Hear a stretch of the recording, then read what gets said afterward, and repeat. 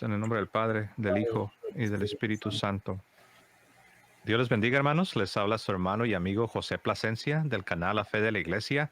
Estoy contento porque en esta ocasión nos está acompañando un matrimonio. Ellos tienen un testimonio de conversión que van a estar compartiendo con todos nosotros.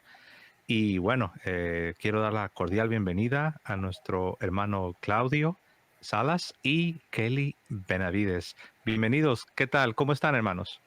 Muy bien, hermano José Plasencia, Muy bien. realmente un placer poder estar por acá hoy. Y de hecho no lo mencioné, pero ellos nos están acompañando desde la hermosa Costa Rica. ¿En qué parte de Costa Rica se encuentran? Moravia, San José. Ahí lo tienen, en el área de San José. Y digo Bella Costa Rica porque veo las imágenes, he visto videos, fotografías. No he tenido el placer de conocer, quizás algún día, pero qué bueno que nos están acompañando y qué bueno que han tenido a bien tomar tiempo de sus vidas para compartirnos su historia de conversión. Como siempre, hermanos, a todos ustedes que nos están acompañando, les animo a tomar unos segundos, compartan con sus familias, compartan en sus redes sociales y también les pido amablemente que le den like para que así podamos llegar a más personas. Muy bien, hermanos, como saben, vamos a hacer esto entregando el espacio y el tiempo a nuestros hermanos. Yo voy a dejar que ellos nos vayan contando su historia desde sus inicios, que nos cuenten un poco de ellos y después cómo fueron progresando en su camino de regreso a casa. Así es de que, hermanos, quien quiera de ustedes dos, como ustedes gusten, les doy el tiempo y el espacio para que nos comiencen a contar su historia de conversión. Bueno, no, primeramente agradecerles más bien a ustedes por tomarnos en cuenta y poder participar de esta entrevista. Sin duda alguna, una página bastante enriquecedora.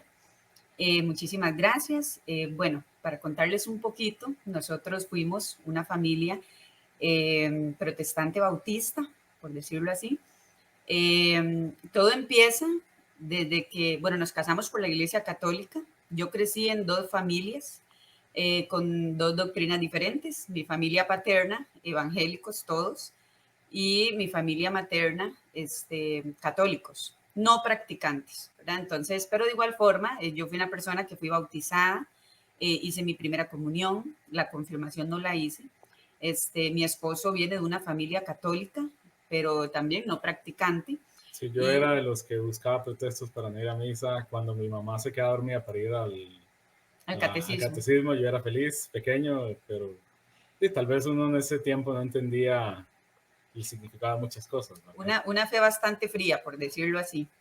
En ese momento, decidirnos, cuando nos conocimos, tomamos la decisión de casarnos por la iglesia, dado que la familia de mi esposo, sí, pues, a pesar de que no eran tan católicos, pues sí, no aceptaban como ese tema de que uno pues, se casara por lo evangélico, ¿verdad? O tal vez a mi esposo en ese momento no le llamó como mucho la atención. A mí me daba igual en ese momento porque yo me sentía bien tanto del lado evangélico como del lado católico. Entonces, de las dos ramas iba a cumplir según mi ignorancia en ese momento. Cuando nos casamos, empezamos a ir algunos días sí a misa, otros días no. Y cuando íbamos no se vivía la liturgia como se debía, sino que más bien a veces íbamos con pereza, ya íbamos indispuestos desde antes de ir a darle gracias a Dios. Una fe completamente muerta. Se sentía el vacío espiritual con el tiempo y conforme fueron pasando los primeros años de casados, yo me di cuenta, me percaté de ese vacío espiritual, lo cual tomé la decisión de regresar a la evangélica y le dije a mi esposo, yo voy a agarrar a nuestras hijas, nos vamos para la evangélica, por favor acompáñeme y si no, pues me voy sola. Él decidió acompañarme, así a gritos y berrinches, pero fue conmigo. Y entonces, maravilloso, ¿verdad? En eso, digamos, yo sí había crecido, digamos, como dije antes, un hogar bastante frío. Yo soy médico, pero a pesar de que la universidad muchas veces te adoctrina en muchas cosas, nunca he sido ateo. Siempre he creído en Dios, pero en ese momento creía un Dios a mi manera, ¿verdad? Como tendemos a hacerlo. Y sí tenía la noción de que jamás iba a ser evangélico. O sea, yo decía eso y qué dicha que nadie lo grabó en ese tiempo, porque si no me lo hubieran echado en cara, ¿verdad? cuando mi esposa decide ir, al inicio le dije, no, yo no quiero ir, y por eso ella dijo, pero al final accede, voy a ir, no pierdo nada, ¿verdad? Pero y realmente en ese momento yo no tenía un ancla profunda en el catolicismo, tenía una fe bastante muerta, como dijo mi esposa, y yo creo que esto influyó en el por qué no puse tanto pero, ¿verdad? Pues no sabía qué objetar, no podía decir nada, ¿verdad? Algo importante es que, bueno, durante todo este cambio a la parte evangélica, bueno, la familia de mi esposo siempre, como que ya nos iban descubriendo, como que estábamos yendo a la iglesia evangélica, más que todo el léxico mío, ¿verdad? El vocabulario mío era como muy de evangélico, inclusive al día de hoy, ¿verdad? Son cosas que uno tiene que ir trabajando y dejando de lado, pero bueno, se ha ido avanzando conforme pasa el tiempo. Y a los meses yo tuve una confrontación espiritual. Yo dije, bueno, Señor, ¿qué estamos haciendo? Nuestras hijas pequeñas, habían una bautizada. No, Y las dos, ajá, y empezamos, yo empecé como en esa confrontación, estaremos en lo correcto, estaré jalando a mi esposo para lo correcto. Entonces yo dije, bueno, ¿y qué pasa? Yo quería como una formación bastante completa para mis hijas. Entonces le digo ya a mi esposo, mira, porque sí empezamos a notar como que estábamos yendo a charlas motivacionales, ¿verdad? En la parte evangélica. Entonces, obviamente uno venía todo enriquecido de información, pero eran charlas que inclusive uno mismo podía dar, ¿verdad? Entonces también había como esa confrontación de que realmente estaré escuchando lo que necesito escuchar y no lo que quiero.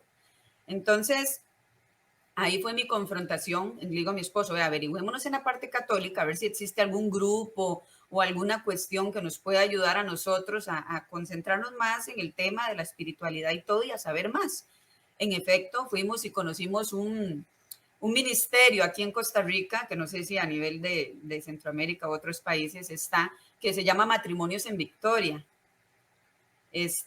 Bueno, es un ministerio acá en Costa Rica y es de familias, también hay de niños, hay de jóvenes y de todo. En ese momento fuimos, recuerdo que nos pusimos de acuerdo, íbamos todos contentos, nos encantó, inclusive ese día fue maravilloso, pero al final nos dice, mira, para asistir tienen que dejarnos sus datos y nosotros los tenemos que llamar para una entrevista.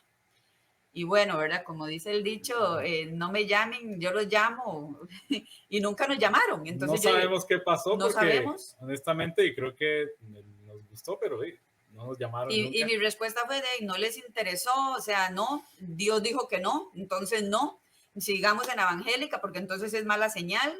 Y en efecto, otra vez volvimos y eso fue como una vez que fuimos y ya, pero nos gustó, pero no nos dieron pelota, no nos acogieron como realmente queríamos, según nosotros, ¿verdad? Entonces, en ese momento pues anduvimos en la iglesia en la que estábamos, sí, se empezó a ver ciertos temas que tal vez ahora los amplía un poquito mejor mi esposo, anomalías como esto de las charlas motivacionales, el dinero que pedían ahí con presión y demás. Entonces nos fuimos a otra y anduvimos ahí, ¿verdad? Para arriba y para abajo. Terminamos en una iglesia bautista y ahí es donde se da lo que es el proceso de bautismo. No sé si usted lo quiere explicar un poquito. Pero tal vez quería antes entrar en otro tema. Cuando estábamos yendo en esta primera iglesia, que era una iglesia que no tenía denominación, era una iglesia bastante light, como dijo mi esposa, muy charlas centradas en el hombre, también muy plateras, eran de las que pedían plata cada rato, pero realmente, digamos, estos no fueron motivos como para cambiar en sí la iglesia.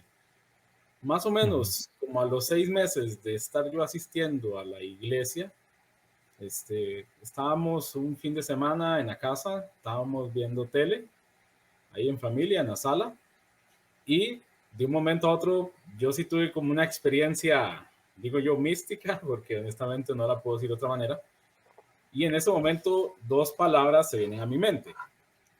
Estas palabras son Hashem y Halel, que son palabras que, digo yo, porque se me vino hasta la mente. En ese momento yo era un evangélico que iba el domingo al culto y de lunes a sábado la misma persona de antes. O sea, yo no era una persona que leyera la Biblia, o sea, era como un católico que solo va al domingo y entre semana no busca hacer Claro. contacto con Dios. Después de esa experiencia, yo digo que Dios utiliza eso como un medio porque siempre he sido una persona muy curiosa, muy estudiosa. Como vacilaba ayer, digamos, yo estaba de 8 años, me ponía a hacer crucigramas, me ponía a aprenderme el alfabeto en griego y pocas cosas así que un niño de esas edades no hace, ¿verdad? Y me vienen esas dos palabras a la mente y yo así como, ¿y esto qué es? ¿Verdad? Entonces, sí, eso que ya empiezo a averiguar y desde ese momento entró un apetito en mí por aprender de las cosas de Dios. Bueno, hasta hoy en día sigue, gracias a Dios. Y realmente fue algo de, bueno, que mi esposa puede dar el testimonio de eso porque de todo el tiempo que yo antes tal vez dedicaba de ocio a tonteras y cosas que no edifican nada, y empecé a leer la Biblia, empecé a agarrar libros de la Biblia y tomar yo mis propias notas, a buscar comentarios bíblicos y a añadirlas. Empecé a aprender hebreo por mi cuenta. Una sed profunda. También griego, un poco, no tanto, es un poquito más de hebreo. Y empecé, digamos, como un peregrinar, digo yo. Porque empecé primero y con este montón de farándula latinoamericana evangélica, ¿verdad? Que son muy anticatólicos. No voy a decir nombres porque yo creo que la mayoría de personas sabe más o menos quiénes son. Y en ese momento yo sí puedo decir de que mi esposa en eso sí mantuvo siempre una posición muy moderada, pero yo sí decía, esta iglesia católica es una apóstata, inclusive hasta me creía cosas que ellos hablan de Babilonia y la Gran Ramera y todo ese poco de cosas que dicen, y yo honestamente en ese momento me sentía como un poco enojado y frustrado. Sin embargo, sí conocí a una persona que es evangélica, pero tiene una formación teológica seria. Y honestamente agradezco haberla conocido porque esa persona y me fue como enseñando que en el mundo evangélico no solo está esa farándula, que es así como que le gusta usar cosas rimbombantes, ¿verdad? Para llamar la atención y todo eso. Entonces, yo sí empecé a conocer como autores evangélicos como M.T. Wright, Michael Heiser, Michael Brown, Alistair McGrath. Entonces empecé a ver de que hay un mundo académico muy serio. Y yo siento que eso empezó a llenar mis expectativas. Y empiezo yo, digamos, por mi parte, porque digamos, en esto sí tal vez no involucre tanto a mi esposa, a aprender. Entonces, sí estuvimos como en 3 iglesias antes de terminar la iglesia bautista, porque realmente ninguna iglesia llenaba nuestras expectativas. La primera, porque era muy light, porque era pura plata, un evangelio medio de la prosperidad ahí, medio, no muy marcado, pero sí. La segunda, porque era muy legalista, donde el pastor no dejaba que uno estudiara por su cuenta, y yo en ese momento estaba que me leía, ¿verdad? Hasta digamos, hasta los anuncios económicos, ¿verdad?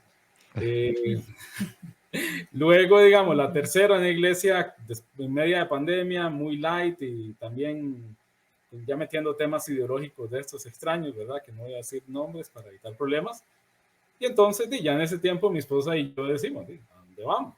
Entonces, mi esposa dice, ¿por qué no buscamos una iglesia bautista? Ella de pequeña, su abuela era bautista. Y honestamente ella dice, no, ellos tienen buena doctrina, tienen son muy serios con los niños, estudios bíblicos. Y sí, estuvimos yendo durante algún tiempo y realmente vimos que era una iglesia muy organizada, estructurada, y realmente durante todo ese tiempo nunca como tener problemas o una mala experiencia que uno diga, mira, es que nos devolvimos al catolicismo porque yo me agarré con el pastor y me maldijo y me dijo alguna cosa. No, yo realmente en ningún momento empecé como a sentir, digamos, no, realmente sí puedo decir que a raíz de eso que empecé a estudiar y a estudiar y a estudiar, me di cuenta de que muchas de las olas que yo antes creía y era un acérrimo y defensor. Una pregunta, perdona ahí la interrupción, hermano Claudio. Para aquellos que nos están escuchando y lo escuchan a usted que dice las solas, las doctrinas de las llamadas 5 solas, ¿no? Así de manera muy sucinta, de manera muy sintética, ¿pudiera explicar qué son esas mentadas 5 solas. De las 5 solas vienen a ser como una respuesta de que Martín Lutero, bueno, surge realmente Martín Lutero, creo que es responsable de 3, las otras 2 se le añaden luego. Entonces se basan en la sola fe o sola fide, la sola gracia, también la sola escritura, y después las otras vienen a ser el soli solo Christus y el soli Deo Gloria. Okay. Entonces se basan en que sola fe, de que solo somos salvos por fe, que en parte yo creo que ya cuando uno entiende la doctrina católica se da cuenta que eso creemos, pero también creemos que cooperamos con esa fe, ¿verdad? También vemos que ellos, como todo es de gracia, sin que realmente el ser humano medie en nada, ¿verdad? Sabemos que como seres humanos somos empoderados por el Espíritu Santo, que nos ayuda a hacer las buenas obras que ocupamos hacer como católicos. Y obviamente la sola escritura, que se basa en que la Biblia es la máxima y la única regla infalible de autoridad que define en cuestiones de doctrina y moral, ¿verdad? Entonces deja de lado todo lo que es la tradición y obviamente el solo Cristo, pues creemos sí que la obra de Cristo es la obra redentora, pero es una forma de protestar contra lo que era todo lo que es comunión de los santos, el rol de la Virgen María. Y obviamente creo que el soli Deo Gloria es una forma que ellos muchas veces utilizan como para hacer de que todo lo que uno hace es para la gloria de Dios, y como que el ser humano está tan caído y tan bajo que no tiene ningún rol en su salvación, ¿verdad? Entonces, obviamente sabemos que hay posturas intermedias de una y otra, ¿verdad? Porque en eso entre ellos mismos no se ponen de acuerdo. Pero yo puedo decir que de las 5 solas, la primera que yo dejé de creer, pero siendo todavía evangélico, fue la sola escritura. Aunque yo no entendía la posición de que la autoridad de las escrituras se daba por la iglesia. Pero al empezar a estudiar tanto, uno se da cuenta que autores citan el libro de Enoch, que citan la asunción de Moisés, y utilizan otras fuentes para poder explicar puntos que son difíciles de entender en la Biblia. Entonces yo ya me empecé a ver de que realmente esa sola escritura no era tan verídica. Hablaba más en ese tiempo de una prima escritura, ¿verdad? Que es otra posición que algunos toman. Digamos que, ¿cuál fue ese punto, por así decirlo, neurálgico, el punto más importante donde usted, hermano, pudo ver, o sea, ¿hubo algún punto que le ayudó a vencer esa idea de la sola escritura, la sola escritura? ¿Hubo algo que le ayudó a salir de ese paradigma, por así decirlo? Yo creo que fue el estudiar. Y también, digamos, empecé a investigar un poco la conformación del canon y ya ve uno que es un asunto, porque en algún momento yo creía lo del concilio de Yamnia, por ejemplo. Entonces, cuando alguien me decía, aunque yo tal vez no tenía mucha idea, yo dije, no, es que los judíos hicieron un concilio y ahí definieron por qué tienen los 39 libros los evangélicos y esos libros no son considerados inspirados. Pero yo creo que realmente fue el hecho de ver de que el mundo académico la sola escritura no la aplica tan estricto como algunos grupos que son más fundamentalistas.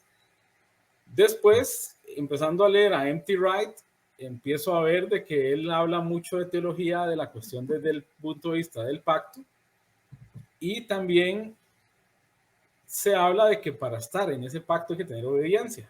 Entonces, esa obediencia, ¿y qué es? Obras. Es obrar acorde. Y uno también empieza a entender de que en el pueblo de Israel, en Deuteronomio, digamos, 28, Dios les da las promesas antes de entrar a la tierra prometida y les dice, estas son las bendiciones si hacen todo acorde a la ley y estas son las maldiciones si no lo cumplen. Entonces, uno ve que Dios da las cosas por gracia, porque no las merecemos, pero uno empieza a entender de que Él sí nos pide que cooperemos. Y creo que empiezo yo a entender que la visión monergista de algunos grupos evangélicos, sobre todo los calvinistas, no es tan cierta.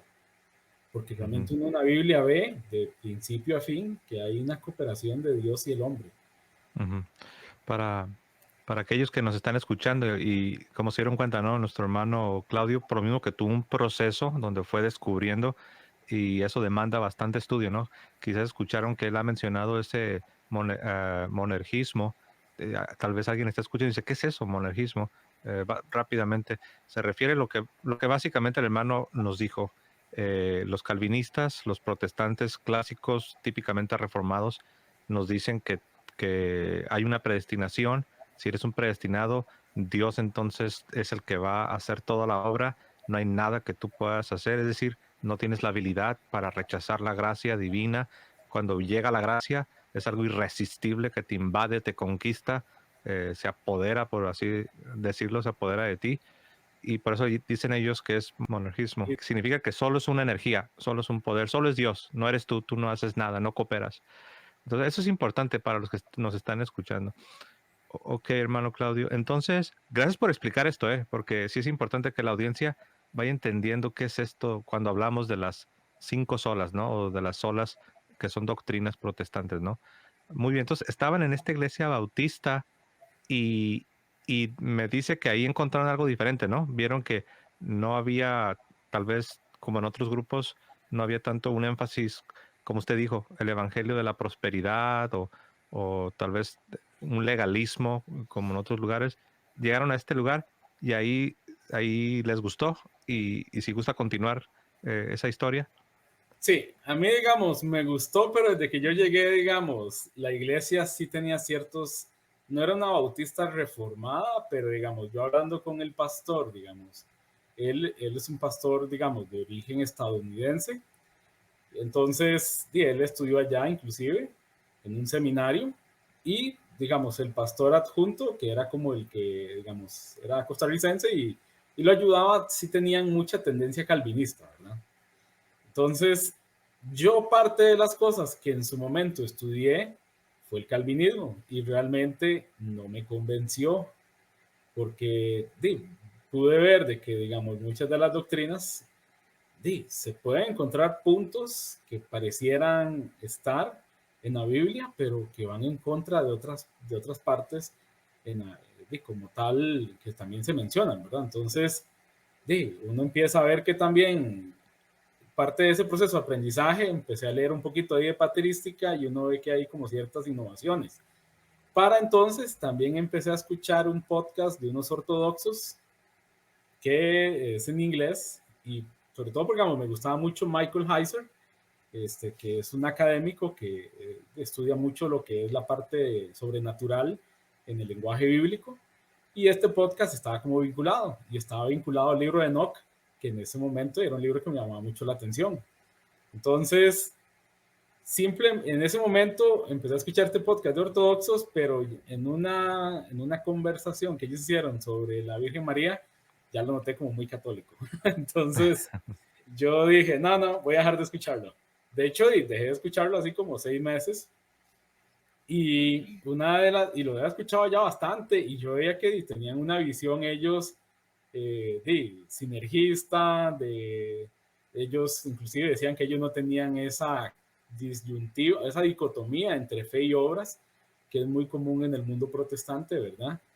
Y ellos tenían esa posición que yo más o menos ya tenía cierta empatía hacia ellos. Sí nos pasó una experiencia, porque nosotros en la iglesia bautista, después de estar yendo unos meses, ya nos dijeron, y ustedes ya se bautizaron, ¿verdad? Porque se sabe que ellos son credo bautistas, ¿verdad? Ellos no son paido bautistas y nosotros sí, pero de niños. No, es que aquí no creemos en eso y ese bautismo no es válido. Y entonces ya nos dan un curso, ¿verdad? Para el bautismo y no sé qué. Y ya nos ponen una fecha y yo en teoría yo iba feliz. Mi esposa era la que iba con recelo, ¿verdad? Entonces yo no sé si te quiere contar. Sí, en realidad no estaba muy convencida de lo que iba a hacer, iba con temor, a pesar de que yo crecí en las dos doctrinas, iba con un temor porque de un pronto a otro tuve otra confrontación espiritual y iba en el carro hasta con cólera, iba indispuesta. Yo decía, ¿estamos haciendo lo correcto? ¿Será esto lo correcto? Y si vamos a pecar, porque ya 2 veces y en la Biblia dice que solo una vez se bautiza, ¿y ahora qué? Entonces yo iba indispuesta desde antes de bautizarme. Pero vi a mi esposo, pero bueno, él iba súper feliz y qué bonito y que todo, entonces vamos, ¿verdad? yo lo apoyé. Fuimos, nos bautizamos, sí les soy sincera, yo no puedo decir que sentí algo como extraordinario, la verdad más bien sentía que había cometido un pecado. Desde un inicio lo sentí así. Y mi esposo sí, él al momento, súper bien todo y lindísimo y hasta grabado los dos. Y bueno, ese mismo día, al otro día, No, el otro día. mi esposo fue el que tuvo la confrontación espiritual. Ya después se sentó conmigo, fue como el acabose de todo, ¿verdad? Como la Sí. gota que derramó el vaso. Él se dio cuenta de que algo no estaba bien. Sí, ahí digamos, yo no, honestamente, digamos, yo venía estudiando muchas cosas, pero todavía no las había aterrizado. O sea, eso que uno y vos podés leer y leer y leer y leer y leer y empezás a almacenar, pero no procesás, ¿verdad? Y al día siguiente llego yo a la casa después del trabajo y digo a mi esposo, vamos a hablar, ¿verdad? Sí, fue tarde ya. Sí, y es así, ¿verdad? Como yo le dije, bueno, amor, yo no puedo seguir siendo protestante. O sea, y le dije, yo no creo la sola escritura, no creo la sola fide, pero en ese momento estaba en un limbo, porque justamente me llamaba mucho la atención la parte de la ortodoxia oriental, pero en ese momento yo decía jamás católico. Yo, te lo pongo así, eso fue como en octubre del año pasado. Y él decía, no, pero ¿y mi esposa? ¿Y dónde vamos a ir? O sea, no, yo Sí, católico no, pero yo igual no puedo seguir yendo a la iglesia bautista porque yo no creo en lo que ellos creen, no creo. O sea, tenía que ser honesto. Podía yo ser seguir yendo a una iglesia y siendo una persona de que va y canta y todo, y por dentro tiene su corazón o su mente en otro lado, o está diciendo, no estoy de acuerdo con lo que está diciendo el pastor. ¿Ya? Y cuando usted decía jamás católico o todo menos católico, ¿cuáles eran esas razones que lo hacían a usted tener esa postura tan fuerte? Realmente ignorancia y de que todavía, digamos, ese anticatolicismo que había aprendido no se me había quitado. Sin embargo, le volví a dar chance al podcast de estos de ortodoxos. De hecho, el primer programa que escuché fue el de la Virgen María y, y realmente empecé a ver de que hay aplicación bíblica de lo que se enseña, ¿verdad? Sin embargo, digamos, todavía, y empecé a notar que ese conocimiento que yo tenía del mundo sobrenatural aplicaba muy bien a hacer la comunión de los santos y la teología de lo que se llama el concilio divino, que es que Dios tiene un concilio donde toma decisiones y esto lo podemos ver en la Biblia, en el libro de Job, también lo podemos ver en el libro de Reyes con Acab y Josafat, en donde se menciona que Dios está en su trono y que está con su concilio en medio de la asamblea y ahí se toman decisiones. Entonces empecé a aterrizar de que esos ángeles caídos y todos esos que han sido sacados de ese puesto, ahora llegan a ser ocupados por los santos que están ante la presencia de Dios. Y también empecé a entender pasajes como Apocalipsis, en donde vemos a los santos en el altar llevando las oraciones, y empiezo a entender de que la comunión de los santos no era una desfachatez. Empiezo a entender de que hay una iglesia militante, hay una iglesia celestial, pero todavía, digamos, tenía mis reservas en cuanto a algunas doctrinas, como cuáles. Purgatorio, pero vi que los ortodoxos tienen una posición bastante más, que entre ellos no tienen ni congruencia, ¿verdad? Estos de los toll houses o las casas de peaje, no sé si se dirá así en español. También tenía mis reservas con el papado y creo que esos eran, y digamos, en cierto momento estaba muy influenciado por esta cuestión del filioque como tal, ¿verdad? Pero creo que igual Dios me dio la inteligencia durante un par de meses, como empezar a leer, a estudiar, a hacer más profundidad. Inclusive, digamos, empecé a seguir tu canal, porque en algún momento como protestante se me apareció un video suyo y yo decía, uy, qué pereza, este católico ahí, ¿verdad? Y fue, digamos, como que Dios me fue dando la luz, empecé a ver de que hay un mundo académico muy serio en el catolicismo. También empecé a conocer algunos apologetas, tanto a nivel latinoamericano como a nivel de Estados Unidos, Y vi que, digamos, muchas de las objeciones que yo tenía contra el papado eran simplemente suposiciones, porque no eran objeciones serias. Porque yo no puedo tener objeciones de lo que no he estudiado. Ya. O sea, no era algo que yo hubiera estudiado seriamente y yo dijera, mira, es que no creo porque esto y esto, no. Simplemente era de que tenía ciertos prejuicios y esos prejuicios eran difíciles de soltar como tal, porque uno viene de un mundo donde viene siendo atacado el papado por el protestantismo y también por los ortodoxos, ¿verdad?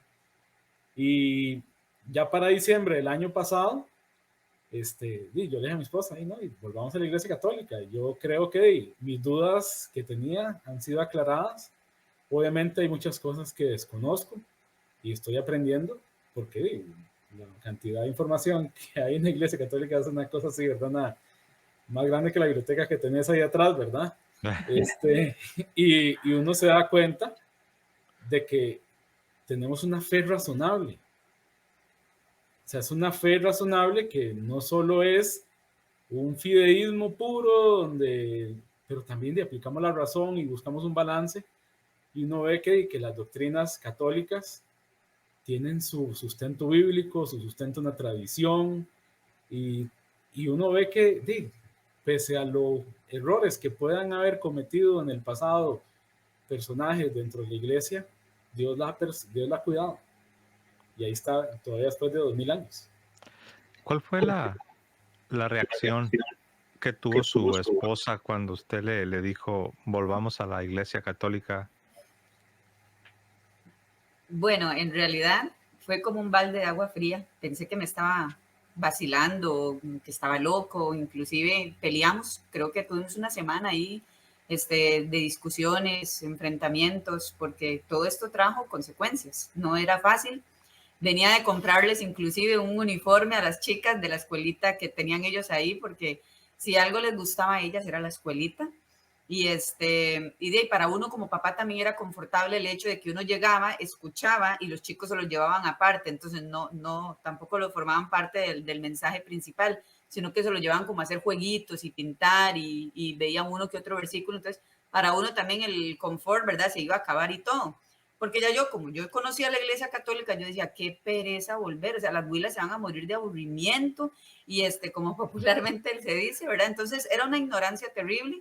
Me molesté, le dije que no, o sea, que cómo era posible, que no, que ya habíamos comprado uniformes, que ya nos habíamos bautizado, que qué era eso, que cómo se le ocurría, que para qué me había hecho perder el tiempo. Y en efecto ya vi que estaba hablando en serio, ya ahí me confesó que tenía como alrededor de un año de estar estudiando la Iglesia Ortodoxa Oriental, de lo cual de ahí pues obviamente yo quedé así como wow. Y luego siguió estudiando y ya luego sí me dijo, no, hay que renunciar completamente a la parte evangélica, y para mí fue doloroso, tuve mi luto, estuve de luto, mi duelo y todo, pero dije, de ahí vamos a volver.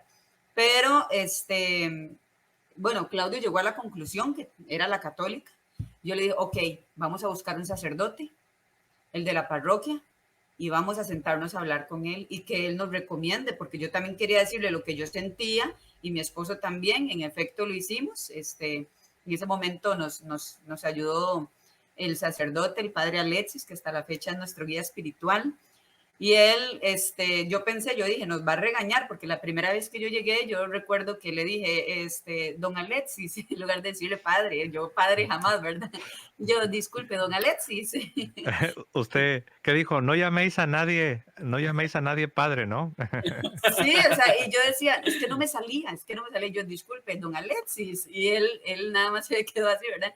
Y yo, ay, disculpe, entonces ya yo le expliqué y estuvimos ahí en reunión con él nos felicitó, nos dijo, tuvieron que hacer todo este peregrinaje para volver a la casa, y de ahí, si esto no hubiese pasado, esa sed espiritual que se generan ustedes, nunca se hubiera formado, ¿verdad? Entonces, es algo de lo que agradecemos. Al principio no fue fácil, hemos ido poco a poco poniendo en orden la casa. Nosotros tenemos 3 hijas, Emily, Victoria y Abigail, y tuvimos que correr con el tema de pues los bautizos pendientes con la bebé y primera comunión con la mayor, y ahí vamos con la otra.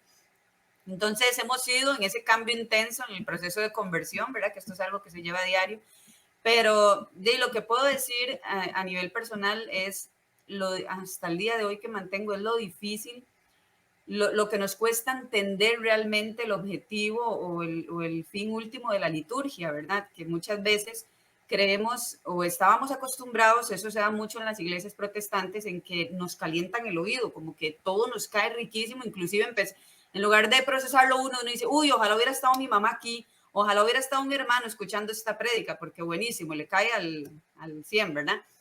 Entonces no lo procesamos para nosotros, lo escuchamos como una charla motivacional y el objetivo se pierde. Lo importante aquí es entender que la liturgia es para darle honra y gloria a Dios y no para satisfacerse uno como tal, salir ahí enamorado de la persona que cantó, de la alabanza y todo eso, no, sino de Dios como tal. Y es un tiempo de sumo respeto para Él. Nos costó con las niñas porque al inicio iban y qué pereza y todo, ¿verdad? Pero hemos ido formándolas y es un cambio que ha sido positivo.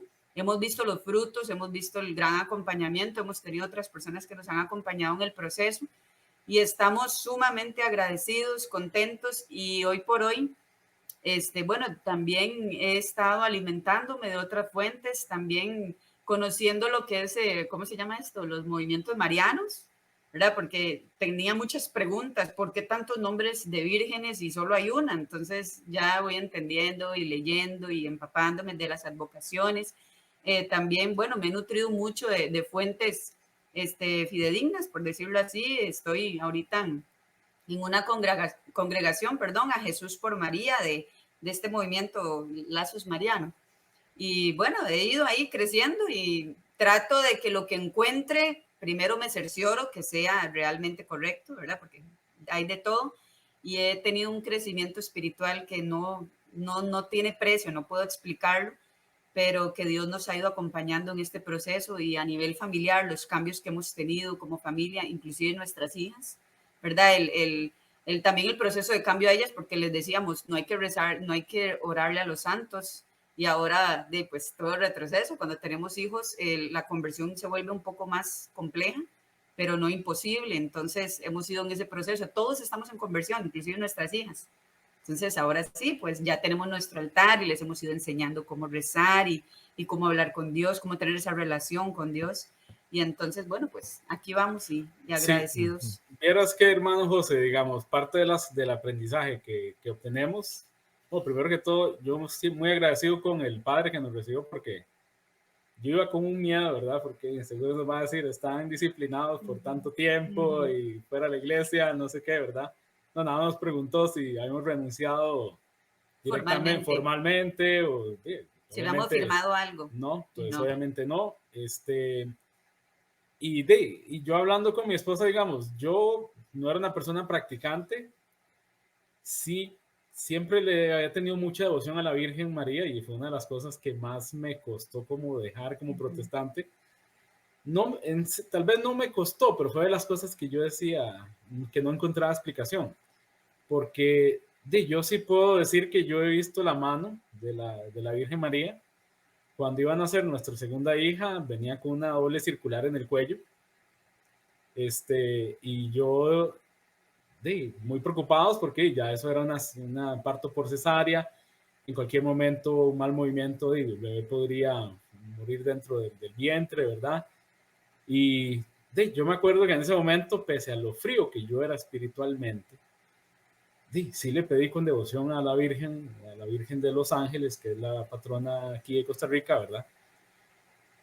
Y inclusive le prometí que si me ayudaba, le hacía una romería o una especie de peregrinación.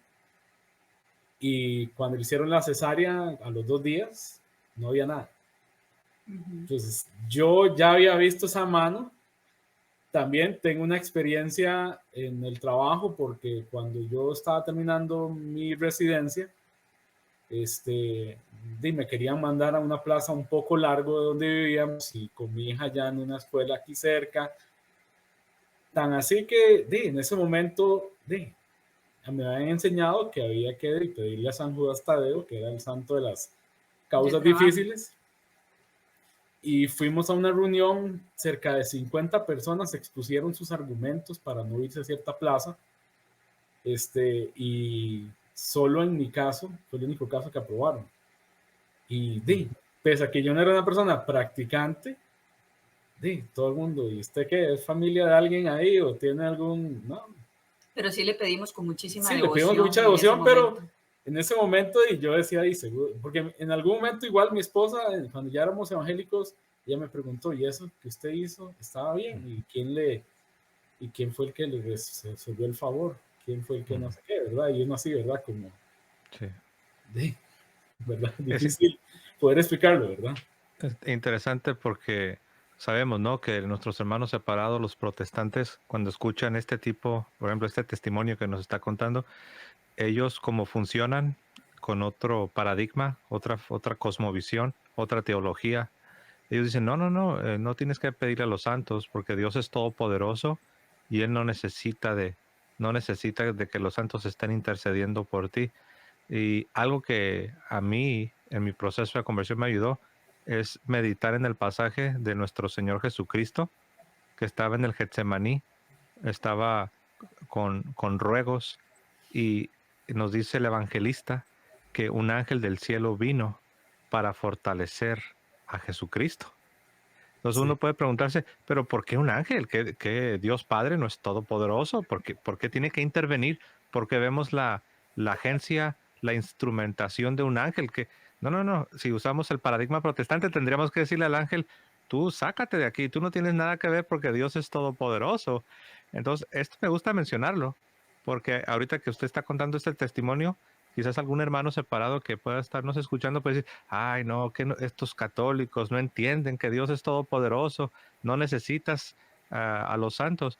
Pero pues bueno, la misma escritura nos enseña que Dios es cierto, es todopoderoso, pero también es un rey de reyes y señor de señores que tiene a su disposición multitud de siervos que lo sirven, y lo vemos claramente en la Sagrada Escritura, ¿no? En el caso de los ángeles, pero también los santos que ya están glorificados en la misma presencia de Dios. Así es de que muy, muy interesante este testimonio que nos cuenta, hermano. Una pregunta, uh, ¿qué nos podrían platicar ahora ya como católicos, sobre todo a la luz de que cuando eran protestantes, pues no tenían la Sagrada Eucaristía, cuerpo, Eso, sangre?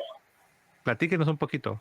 yo digamos, ya cuando estaba estudiando la parte de ortodoxia y vi que también ellos tenían una visión semejante, y empecé también, me acuerdo de leer la carta de San Ignacio de Antioquía a los de Esmirna, en donde habla de que ellos que no confiesan que Cristo está presente y mueren en sus disputas y no sé qué. Yo ya en ese momento estaba que prácticamente me volvía loco ya por volver, ¿verdad? Obviamente fuimos, hablamos con el sacerdote, nos dio cita para confesarnos, y poco ya tiempo después nos puso ahí una penitencia en ese momento, y a los días ya pudimos volver propiamente a misa, a tomar la Eucaristía, y realmente el comprender, porque una de las cosas que más he estado estudiando últimamente es la Eucaristía e inclusive su relación desde el Antiguo Testamento, ¿verdad? Que realmente en la Eucaristía nos trasladamos al tiempo de Jesús, nos trasladamos a esa última cena, estamos con el Señor y revivimos ese momento como si estuviéramos ahí y estamos ante la presencia de Él. Así como la Eucaristía viene a representar los panes de la presencia del Antiguo Testamento, que estaban ante la presencia del Señor, no estaban ante la presencia de nadie más, y que ese pan solo podía ser ofrecido por el sumo sacerdote, y que Jesús es el nuevo sumo sacerdote que en la Eucaristía instaura este sacramento. Y también saber de que testimonios de santos que han sido transformados por la Eucaristía, y realmente cuando, como le digo yo a mi esposa vacilando, al entender también el pasaje de Juan 6 y cómo lo menciona en griego, de que casi que masticar o no sé qué es lo que dice, ¿verdad? Uno, yo ya voy con una convicción plena, porque entiendo lo que el significado espiritual tan profundo y también el sentido metafísico que tiene la Eucaristía, que no es lo que me enseñaban en las congregaciones donde estábamos antes, de que esto es un simbolismo, que lo hacían cuando les daba, cuando querían, de que usted veía que en veces pasaban 3 meses y no lo hacían, que todo el mundo la tomaba, de que no se nos enseñaba primero a hacer ese examen espiritual, bueno, examen de conciencia primero para saber si estábamos espiritualmente aptos para hacerlo. También empecé a entender mucho de la importancia de los sacramentos, porque creo que, digamos, en algún momento como protestante uno empieza a abrazar ciertas ideas como el salvo siempre salvo, y uno en su vida uno ve que eso no transforma, ¿ya? Porque uno, no es que uno deba transformarse por temor a Dios, bueno, parte sí, pero uno lo hace por amor a Dios y porque Dios quiere que seamos como Él. Y al tomar la Eucaristía, estamos ante Él. Como leí hace poco, al tomar la Eucaristía, es como que acompañáramos a Jesús en su camino al Hades y pasamos de la muerte a la vida. Entonces, todas estas cositas que uno va entendiendo, que en el catolicismo hay algo tan profundo, algo que realmente es magnífico, maravilloso, que no lo hay en otras partes, uno simplemente lo añora. Es que realmente la Eucaristía es la Eucaristía, y yo creo que también parte de las cosas que uno que tal vez debemos ser un poquito más regulares es como por ejemplo la oración al Santísimo y esas cosas, ¿ya? Y no sé si la hermana quiere comentar algo sobre la Eucaristía o quizás si en usted tuvo algún impacto. Por ejemplo, creo que hace un momento mencionaban la confesión, no sé, algo que si quieren ustedes compartir, ya sea sobre la Eucaristía o sobre lo que ha representado ahora también para ustedes la confesión. Sí, en realidad, bueno, a mí en la parte de la confesión fue todo un estrés al principio, por decirlo así, porque yo le dije al padre, vea, yo tengo años que no hago esto. La última vez que me confesé fue mi primera comunión. Después de ahí, bueno, y antes de casarnos. Sí. Después de ahí paré de contar, entonces fui completamente oxidada. Leí algo como por encima, como para ver, pero realmente fui honesta y le dije al sacerdote en ese momento, al padre, le dije, mire, honestamente no sé cómo empezar, y casualmente él nos guió, nos explicó y así logré entender el proceso de confesión. Maravilloso, porque uno siente que se descarga, que se libera y que puede, que esto es algo que no solo de una vez, ¿verdad? Sino que hay que estarlo practicando a cada momento, cada cierto tiempo, en periodos cortos, para beneficencia de uno. Y también en la parte de lo que es la Eucaristía, hay algo que yo en lo personal experimento siempre que comulgo y siento un fuego en mi corazón. No lo puedo explicar, no sé por qué lo siento.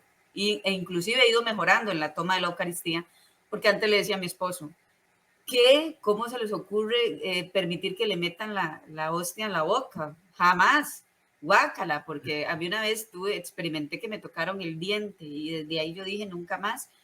Y yo dije, nada que ver, pero en mi ignorancia, porque de hecho ya mi esposo me explica lo importante que es que te la den directamente a la boca, ¿verdad? Entonces, en ese momento yo dije, bueno, hasta aquí. En Semana Santa, que revivimos muchísimo todas las tradiciones de la Iglesia Católica, riquísimo, maravilloso, la vigilia pascual y todo eso. Uy, wow, eso fue una transformación espiritual que yo en mi vida había experimentado. Y entonces yo dije, aquí ya, voy a poner mi boca y cuál mano, ni cuál nada, y vamos a lo que vamos. Una llama que no puedo explicar, un fuego, y lo que hago es que me callo, no rezo, no hago nada, simplemente es como un estado como de meditación, como de disfrute, como de crecimiento, como que si en ese momento estuviera pasando una transformación en mi cuerpo, como que si Jesús estuviera penetrando en mí, y yo me hinco y la sigo disfrutando, desde donde la recibo hasta la banca donde yo esté, todavía la sigo disfrutando, la trago, la proceso y todo, y luego ya hago una oración cuando me sienta cómoda para hacerla, pero es impresionante lo que se siente cuando usted recibe la Eucaristía, es algo que no se explica. Este señor, don Wilson Tamayo decía que la persona que dice que la misa es aburrida es porque todavía no conoce la fe, porque todavía no sabe dónde está ubicado y no entiende realmente lo que es la Eucaristía, la liturgia como tal, ¿verdad? Entonces, cuando ya usted la entiende, usted está ansioso de ir a misa, está ansioso de que llegue ese día, el día de la familia, el día del Señor, y también pues entre semanas, hacer todo lo que se practica, pero realmente es algo que disfrutamos hoy día. El ir, el disfrutar, pues no solo de la Eucaristía, ¿verdad? La homilía, todo lo que se da durante la liturgia ha sido maravilloso y ha sido de gran crecimiento. Hemos notado también en nuestras hijas que nuestra hija mayor ya ella va entendiendo, sale con sus preguntas, sale con mamá y tal cosa, y tal vez las otras ahí van en proceso, pero es algo maravilloso cuando usted lo entiende, cuando ya usted pone atención, cuando realmente se desconecta de todo su alrededor y pone atención en las cosas del Señor. Entonces así, pues la Eucaristía se disfruta enormemente. Wow, qué bonito, que sí, verdaderamente que la Eucaristía fue lo primero que a mí me atrapó. Tenía 1000 dudas, yo tenía 1000 objeciones contra el catolicismo, pero la Eucaristía me, me conquistó, por así decirlo. ¿Es hay algo que ustedes tienen en su corazón y creen que es algo que les gustaría compartir? Así de que cualquiera de los dos que quiera tomar la palabra. Yo creo que lo que más disfrutamos últimamente fue la Semana Mayor o la Semana Santa. Nos ayudó montones. Empezando porque, digamos, empezamos con el Domingo de Ramos, estuvimos también en el Viernes Santo, el sábado fuimos a la Vigilia Pascual, que bueno, aquí dura como 3 horas, fuimos con mis 3 hijas y pidiéndole a Dios que nos diera paciencia y todo, ¿verdad? Porque tenemos una bebé chiquitilla ahí, ¿verdad? Que a veces se porta mal, ¿verdad?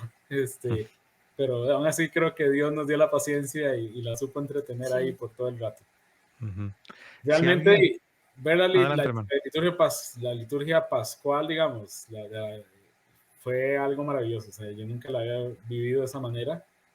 Y ver desde que empezaron con la liturgia de la luz, cuando pasaron con la liturgia de la palabra, luego empezaron con la liturgia de bautismo y luego finalmente ya la liturgia eucarística. Fueron 3 horas que para mí fueron nada. Sí, se nos hizo corto. Y otra de las cosas que más hemos tratado de empezar a practicar es el rosario. Santo Rosario. Sí. Sí, ha sido maravilloso.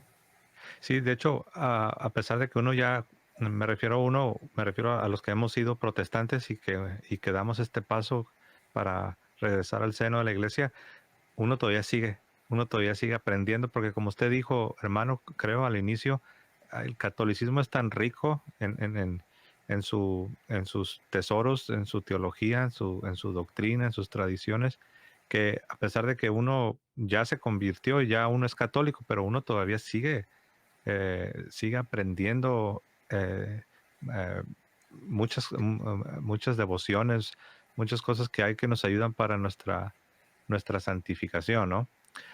Una pregunta, quien quiera de los dos que quiera tomar la palabra, ¿qué le dirían a alguien que quizás los está escuchando ustedes compartir su testimonio y es una persona que está actualmente donde ustedes se encontraban hace un par de años? Me refiero quizás bautista, no denominacional, pentecostés, presbiteriano. ¿Qué le dirían a esta persona que los está escuchando? ¿Qué consejo le darían? Quizás es alguien que ya está con un poco de curiosidad, quizás alguien que ya está comenzando a investigar. ¿Qué consejo le darían? Yo diría que obviamente, yo en mi caso, y pues primero que todo le agradezco mucho a Dios y le agradezco, creo que al Espíritu Santo, porque me permitió aplicar esa inteligencia para ir como dilucidando y quitando un poco esos prejuicios, ¿verdad?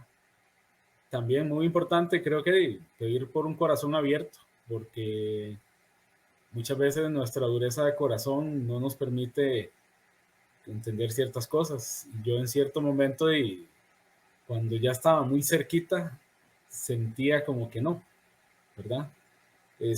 dé la oportunidad, yo diría, de estudiar la fe, porque ahora comprendo que la mayoría de las cosas que me enseñaron sobre el catolicismo eran caricaturas, eran cosas que no correspondían a la verdad, eran verdades a medias, ¿verdad? Y bueno, ya sabemos que el que utiliza verdades a medias es el diablo, ¿verdad? Porque utilizó, inclusive citó la Biblia para atentar a Jesús, ¿verdad?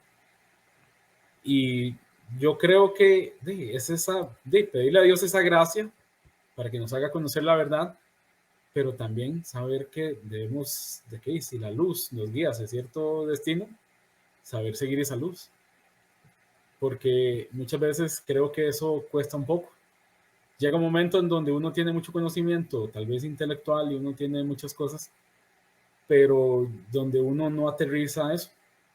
Y entonces yo en eso sí siento que definitivamente la guía del Espíritu Santo y sí, lo vinculo un poco a ese evento pues, bautismo, ¿verdad? De segunda vez, que sí, obviamente yo no lo hice con mala intención ni pensando de que el bautismo de la iglesia no, o sea, yo no entendía de que muchas de las cosas, ¿verdad? Entonces, simplemente lo hice porque era parte de para, digamos, ya ser miembro completamente de la iglesia.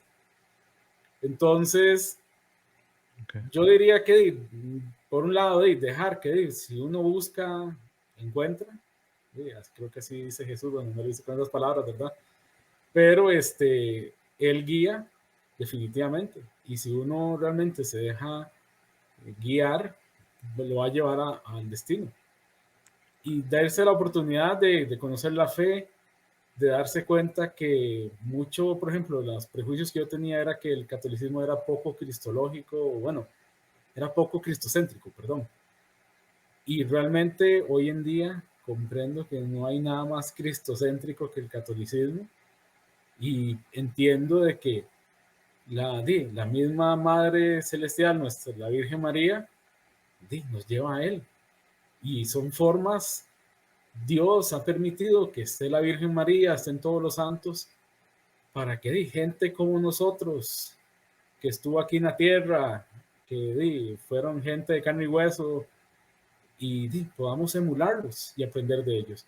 Y parte de eso también, uno empieza a leer testimonios como el del Padre Pío, de Santa Faustina de Kowalska, entre otros santos, y uno empieza a ver una riqueza en donde uno dice, aquí yo veo el carácter de Cristo reflejado. Parte también de lo que yo creo que me ayudó en el proceso fue ver que los reformadores fueron gente donde su testimonio uno no veía a Cristo, pese a que tal vez uno al inicio le quería mostrar a un Martín Lutero como si fuera un gran santo, ¿verdad?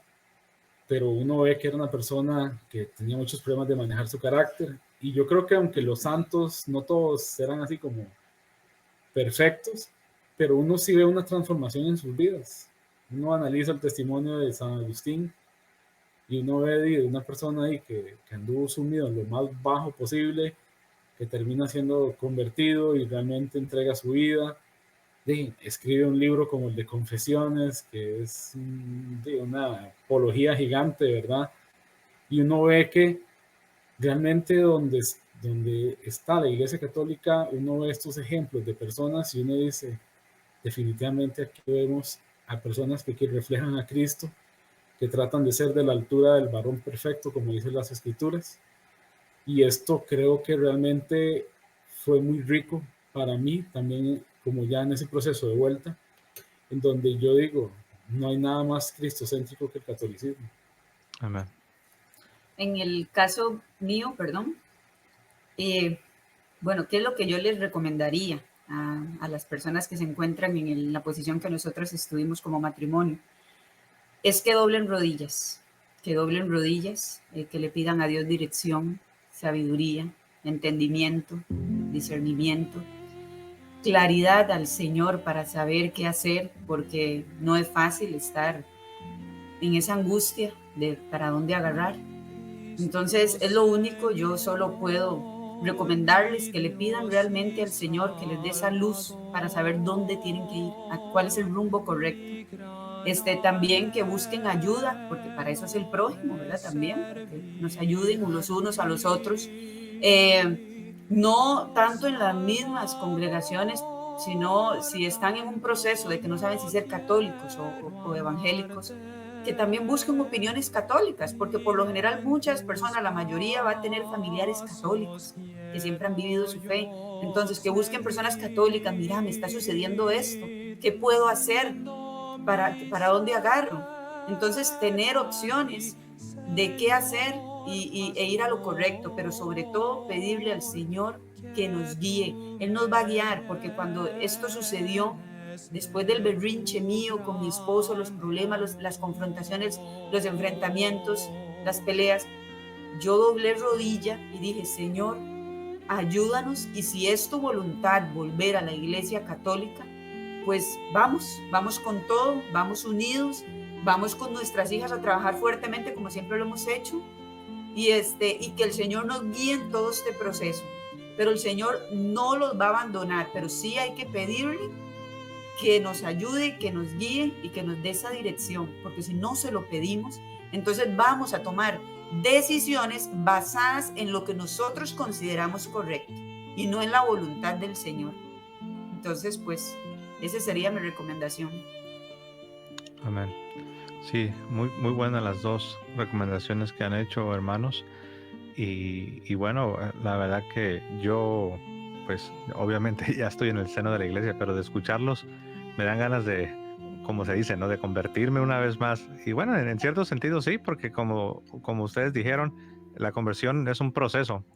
De hecho, me gustó esa parte donde ustedes mencionaban que se dieron cuenta que esa idea de una vez salvo, salvo para siempre, y después descubrieron que no, que la conversión es un proceso. O sea, aún el más santo de los cristianos que aún están todavía militando aquí abajo en la tierra, aún él todavía no ha llegado porque San Pablo dijo, yo mismo no pretendo ya haberlo alcanzado, sino que esforzándome prosigo adelante a la meta del supremo llamamiento de Dios en Cristo Jesús.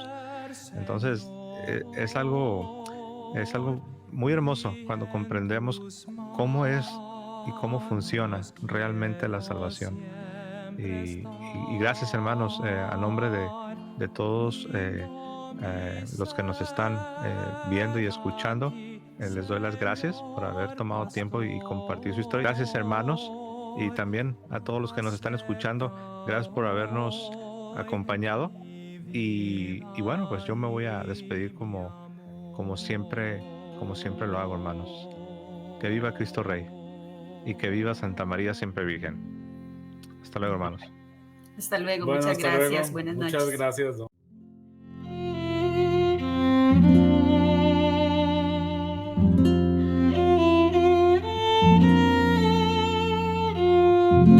Cristo Señor, mi Dios y Salvador,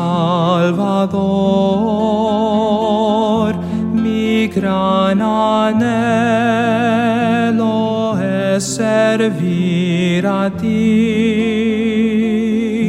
oh Salvador, tanto yo quiero amarte y en tus pasos quiero yo seguir.